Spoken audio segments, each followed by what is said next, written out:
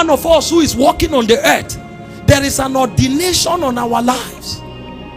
The Bible is saying you must give every diligence to make that ordination stand. If you are walking on the earth and you think you are just part of the number, you will be lost. Nobody should live a purposeless life. You should fight, you should search, you should seek until you find why you came. This is the admonishment of scripture. Why? Because there are dimensions of the provisions of Christ that will never be activated until you enter your calling. The resources that comes to my hand now, the resources that come to my hand now, I don't think I would ever have had them if I was maybe, give me an example so that they don't say I look down. I have some lecturers so that they don't feel that bad.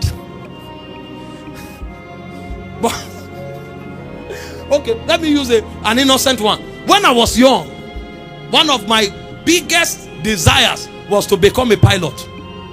Oh, when I saw aircraft, those days were in the villages. So when aircraft is passing, they literally call children to come and see, and we'll be tracing the smoke, the exhaust, as we will watch until it disappears. In fact, we used to be fascinated when the tiny smoke line of the smoke begins to expand after a while.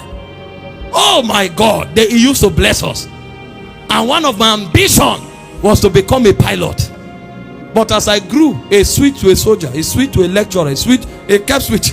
But I don't think the resources that come to me now, even 20% of it would have come even if I was a captain of a fleet. You know why? Because a pilot probably needs enough money for his family, his welfare, and maybe to help one or two people. I'm called to take over nations.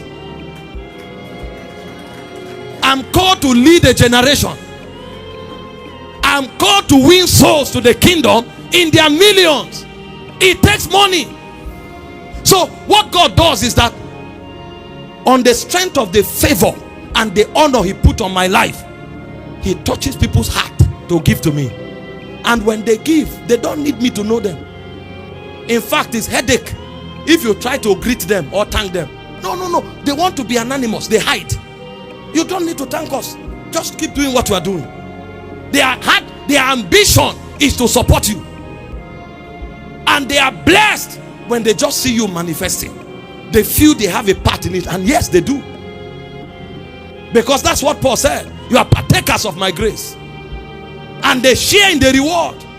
But nobody would have cared if I was a pilot. That was my first ambition in life. Imagine if I didn't find this. Now, anybody who is a pilot and is his calling, God knows how to suffice them. Get it right. It doesn't mean that's a lower calling.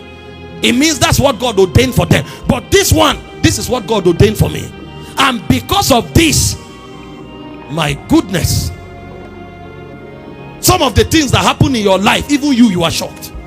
From the honor to the access to the resources, because you have found your calling and you are committed to making that calling speak. He said if you give diligence to make that calling stand, you will not fail. That's why people like us, if Satan likes it, you do what he wants. It's a waste of time. My battle in my core is not with Satan, it's with diligence on the core. If I focus on the core, he said I will not fail. That's why people like us, we are not moved. How many people hate us? He didn't say I should look for those who hate me and beg them. No. Give diligence to your calling and your election. He said if you do, you will not fail. So when you find people failing in life, they didn't find their purpose.